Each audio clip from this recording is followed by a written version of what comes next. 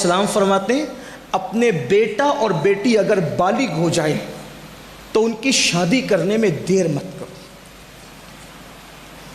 اگر بیٹا بیٹی بالغ ہو گئے اور تم نے شادی کرنے میں دیر کی اور پھر وہ بدکاری میں مبتلا ہوئے تو ان کی بدکاری کا وبال اس کے ماں باپ کے سر پہ بھی ہوگا۔ اس کو تو ہوگا ہی ہوگا، اس کے ماں باپ کے سر پہ بھی ہوگا۔ اس لیے بہت زیادہ دیر مت کیا کرو، کوشش کرو جلدی سے کر دو اور تاخیر مت کرو۔ ارے مولانا صاحب ابھی تو پڑھ رہا ہے وہ، باپو ابھی تو پڑھ رہا ہے وہ، تو کس نے کہا کہ شادی سے پہلے ہی پڑھ سکتے، شادی کے بعد نہیں پڑھ سکتے کیا؟ شادی کے بعد بھی تو پڑھ سکتے ہیں، پڑھنے والوں نے بے شمار لوگ ہیں، بلکہ بہت سارے لوگ جو لمبی ڈگریاں لیتے ہیں وہ تو شادی کے بعد ہی پڑھتے ہیں، کیونکہ آدمی رکے گا کتنے وقت۔ شکر کے طور پہ کہتا ہوں میں خود ابھی بھی پڑھ رہا ہوں، جبکہ حضور کی نالین کے صدقے میرے گھر میں بچے بھی ہیں الحمدللہ، ابھی بھی پڑھ رہا ہوں اور میں اپنے آپ کو طالب علم ہی سمجھتا ہوں اور طالب علم ہوں، ابھی بھی میں پڑھ رہا ہوں۔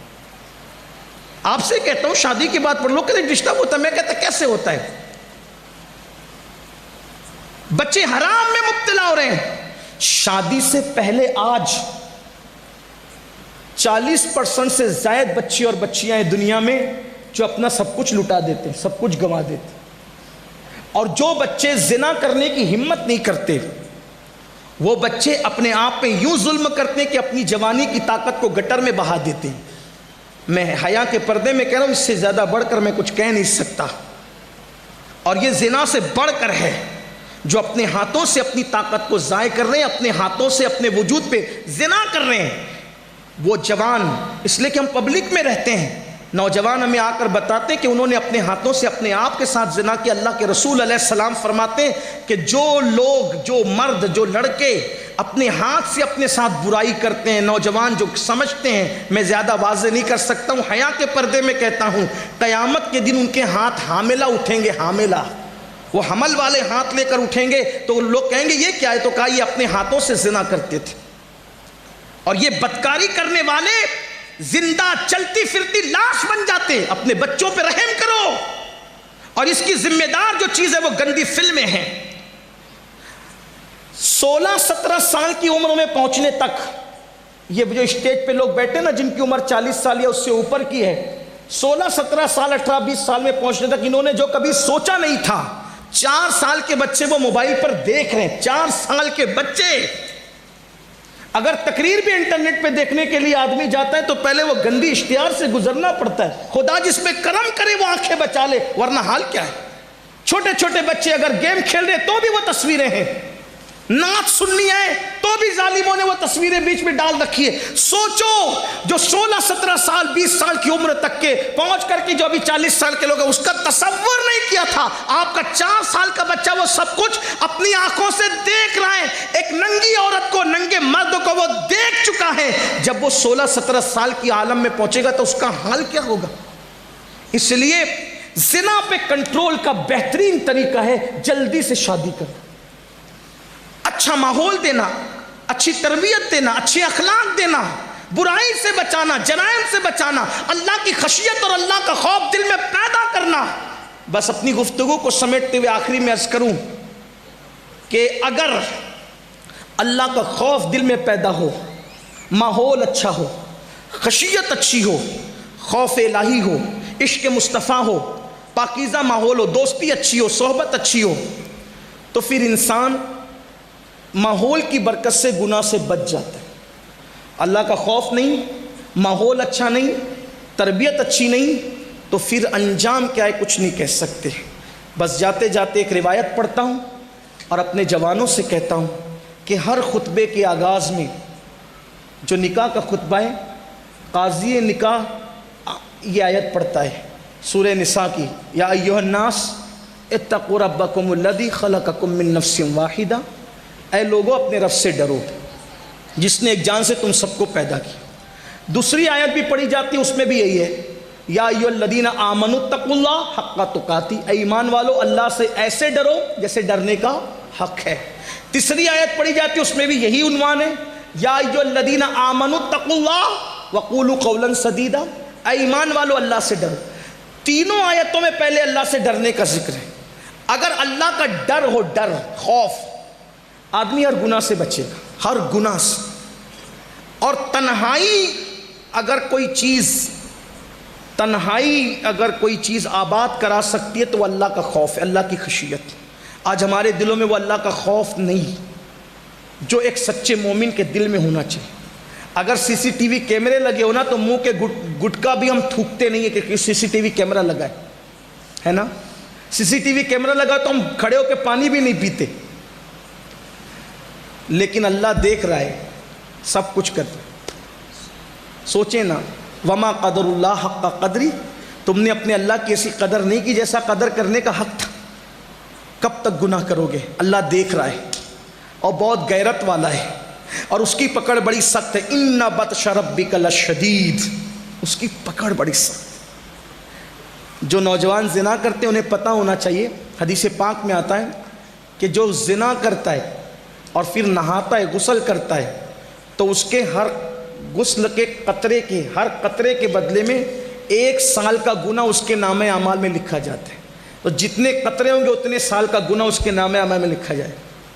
اور جتنے قطرے گرتے ہیں زنا کے غسل کے بعد، اس سے شیاطین پیدا ہوتے ہیں. وہ سارے شیاطین قیامت تک پاپ کریں گے اور ان سب کے پاپ کا عذاب اس کے سر ڈالا جائے گا جس کے زنا کے غسل سے وہ شیاطین پیدا ہو. اور دوسری طرف حدیث پاک میں آتا ہے کہ جو نکاح کرتا ہے اور نکاح کرنے کے بعد جائز ملاقات بیوی سے کرتا ہے اور پھر غسل کرتا ہے تو ہر قطرے کے بدلے میں 1 سال کی عبادت کا ثواب لکھا جاتا ہے. اور جتنے قطرے ہوتے ہیں ان کی تعداد کے برابر فرشتے پیدا کیے جاتے ہیں اور قیامت تک وہ جتنی عبادت کریں گے اس سب کا صلہ اس کو ملے گا جس کے غسل کی قطرے کی تعداد کے برابر وہ فرشتے پیدا ہوئے. بہت سستا سودا ہے، اس لیے نکاح کرو. اور نکاح کی ضرورت ہے، میں اپنے بڑوں سے معافی مانگتے ہوئے کہوں، نکاح کی اگر ضرورت ہے، گھٹ کے نہیں رہنا گھر میں، اپنے ماں باپ کے کان میں کہہ دینا میری شادی کر دو، یہ کوئی بری بات نہیں. چھپ کے زنا کرنے سے اچھا ہے کہ ماں باپ کے کان میں خود نہیں کہہ سکتے، بھابھیوں سے کہلوا دو، بھائیوں سے کہلوا دو، دوستوں سے کہلوا دو میری شادی کر دو. یہ کوئی گناہ نہیں.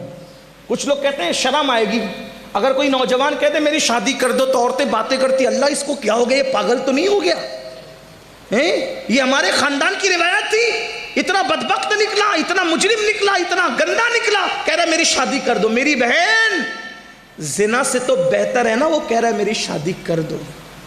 میں اپنے جوانوں کے ساتھ ہوں، میں تمہارے ساتھ. کہو اپنے ماں باپ سے، اور ماں باپ سے کہتا ہوں میرے بھائی اس سے پہلے کہ تیرے بچے تجھ سے کہے میری شادی کر دو تجھے کر دینا چاہیے. ہاں کچھ لوگ کہتے ہیں مولانا کھلائیں گے کیا؟ میں نے کہا اللہ رزاق ہے، جو مرغیوں کو بھوکا نہیں رکھتا وہ تیری بہو کو کب بھوکا رکھے گا. اور جس رسول نے فرمایا صلی اللہ علیہ وآلہ وسلم کہ نکاح کرو مالدار ہو جاؤ، میرا تجربہ ہے جس نے بھی نکاح کیا وہ مالدار ہوا. شرط یہ کہ گناہ چھوڑ دے نکاح کے بعد. ہاں اور بیٹیوں سے بھی کہتا ہوں کہ اگر ان کو یہ حاجت ہو کہ ان کا نکاح ہونا چاہیے تو وہ کسی کا ہاتھ پکڑ کر بھاگنے کی بجائے وہ شرافت کے ساتھ اپنی ماں کے کان میں کہہ دے کہ میری شادی کر دیجیے. یہ بھی کوئی عیب نہیں. بیٹیوں کے لیے بھی عیب، کیونکہ جتنے حقوق بیٹوں کے اتنے حقوق بیٹیوں کے. جام نگر والوں یہ نہیں کہنا میں بگاڑنے کے لیے، واللہ کسی کا ہاتھ پکڑ کر بھاگنے سے تو اچھا ہے نا کہ تیرے کان میں تیری بیٹی کہہ دے کہ میری شادی کر دو. یہ کوئی جرم نہیں ہے، یہ کوئی گناہ نہیں ہے.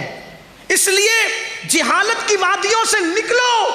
اسلام میں بہت وسعت ہے. جتنا فری اسلام انسان کو چھوڑتا ہے کوئی نہیں چھوڑتا.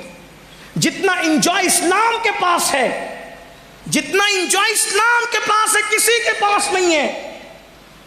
ہاں اور مذہب میں دھارمک ہے تو بائک پہ بیوی کو لے کے نہیں گھوم سکتے. توجہ کر، اور مذہب میں آدمی دھارمک ہے، مذہبی ہے، بیوی کو بائک پہ لے کے نہیں گھوم سکتا.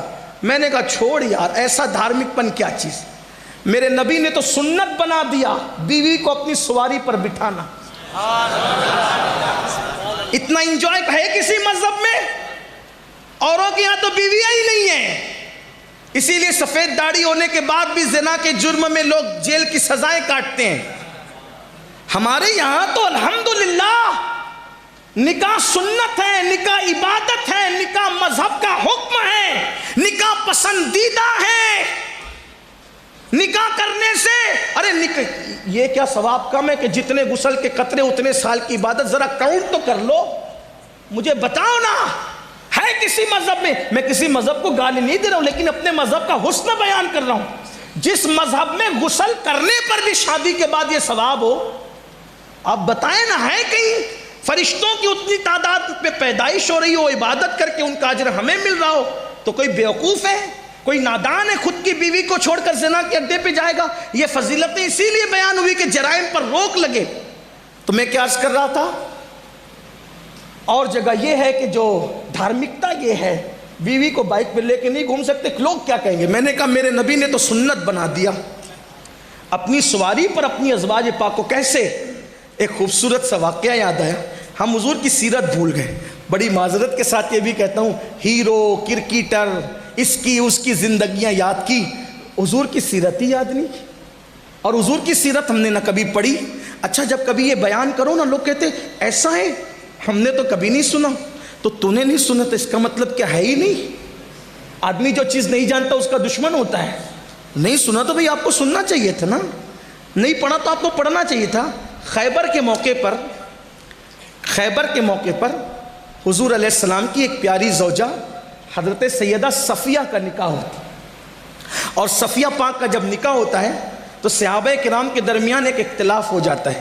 کچھ لوگ کہتے ہیں کہ خیبر کے سردار کی بیٹی حضور کے پاس کنیز کی شکل میں لائی گئی ہے، تو کچھ کہتے ہیں حضور نے اس کو اپنی کنیز بنا لی، سردار کی بیٹی کو اپنی کنیز بنا لی۔ کچھ لوگ کہتے ہیں نہیں، حضور نے نکاح کیا، کچھ کہتے ہیں کنیز بنائی۔ کچھ تو صحابہ میں سے کوئی کہتا ہے چھوڑو، ابھی بحث نہ کرو، بات نہ کرو، ابھی دیکھیں گے۔ حضور جب اس خاتون کو اپنے ساتھ لے کے چلیں گے تو اگر حضور پردہ کروائیں گے تو سمجھ لیں گے کہ حضور نے نکاح کیا، اور اگر حضور پردہ نہیں کروائیں گے تو کیا سمجھیں گے کہ حضور نے اس کو اپنی کنیز بنا لی۔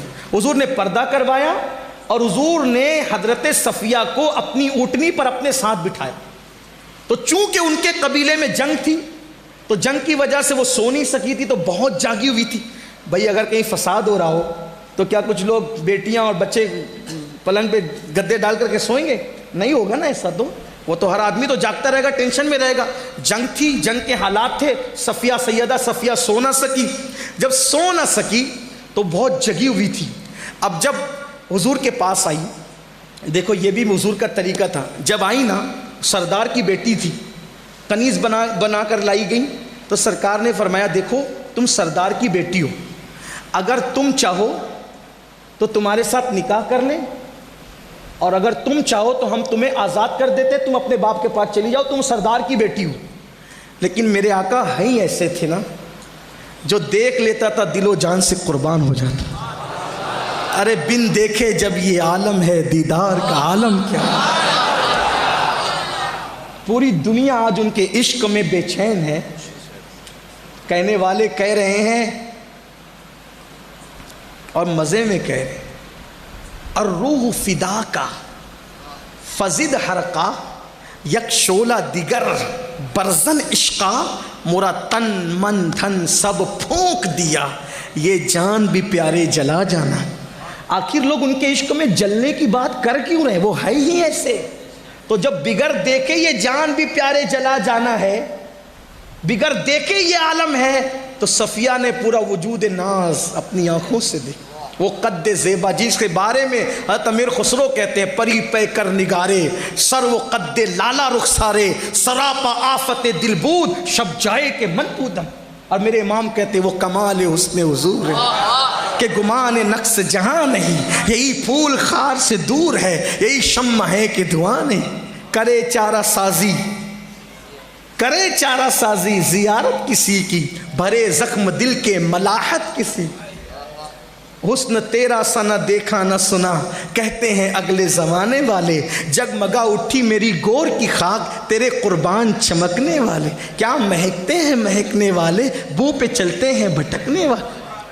صفیہ سے کہا صفیہ اگر چاہو ہم تمہیں آزاد کرتے ہیں، اپنے باپ کے پاس چلی جاؤ، ہم عزت داروں کی عزت کرتے ہیں، اور اگر چاہو تو تمہیں نکاح میں لیا جائے۔ صفیہ کہتی ہے آپ کے پاس آ کر کوئی واپس کیسے جانا چاہے گا؟ صفیہ نے فیصلہ کیا سیدہ ہم آپ کے ساتھ رہیں گے. نکاح ہو گیا. حضور نے اپنے ساتھ بٹھایا اونٹنی پر. اب جب اونٹنی پہ وہ بیٹھی نا تو بیٹھے بیٹھے وہ یوں کرتی. ایک فیلنگ ہوتی ہے نا, آج جب سواری چلتی ہے تو وہ بیٹھی ہوئی تھی تو بیٹھے بیٹھے روایتوں میں آتا ہے وہ یوں کرتی تھی. وہ جب یوں کرتی تھی نا تو حضور اپنا ہاتھ ان کے سر پہ رکھ دیتے تھے اور ہاتھ سے ان کو, اپنے ہاتھ سے ان کو یوں سہارا دیتے تھے اور کہتے تھے صفیہ صبر کرو تھوڑی دیر میں منزل آ جائے گی. صفیہ صبر کرو تھوڑی دیر میں منزل آ جائے گی. سیدہ صفیہ کہتی ہے نا وہ لذتیں جو تھی نا محبوب کی, کہ میں اونگتی تھی اور سواری سے میرا سر ڈولتا تھا تو حضور اپنے ہاتھ کا سہارا دے کر کہتے تھے صفیہ صبر کرو ابھی منزل آ جائے گی. تو جس مذہب میں بیوی کو ساتھ بٹھانا اپنی سواری پر جس نبی نے سنت بنا دیا, اس مذہب سے زیادہ انجوائے کس مذہب میں ہو سکتا ہے؟ ہمارے یہاں دقیانوسیت نہیں ہے, ہمارے یہاں جو ہے وہ خیالات کی تنگی نہیں ہے, ہمارے یہاں اندھیرا نہیں ہے. اگر کوئی پردے کی پابندی کے ساتھ اپنی سواری پر اپنی بیوی کو لے کر کے بیٹھتا ہے تو ہم اس پر کوئی کرٹیسائز نہیں کرتے. ہمارے مذہب نے منع ہی نہیں کیا, بس شرط یہ ہے کہ جو حدود مقرر ہیں وہ حدود رہنی چاہیے, حد سے مت بڑھو. ہاں اگر کوئی بے پردہ بٹھا کر کے بازاروں کی سیر کرا دے, زینت کرا دے, تب تو منع کیا جائے گا. پردے کی پابندی ہو, جو احکامات ہے اس کی پابندی ہو, اور اپنی سواری پہ بٹھائے. تو اس اعتبار سے تو حضور علیہ السلام نے بھی اپنی سواری پر بٹھایا ازواج پاک کو. تو میں یہ عرض کرنا چاہتا ہوں زنا کی طرف جانے کی بجائے حلال اسلام نے آلٹرنیٹ دیا ہے نا, اس کا استعمال کرو. تو جو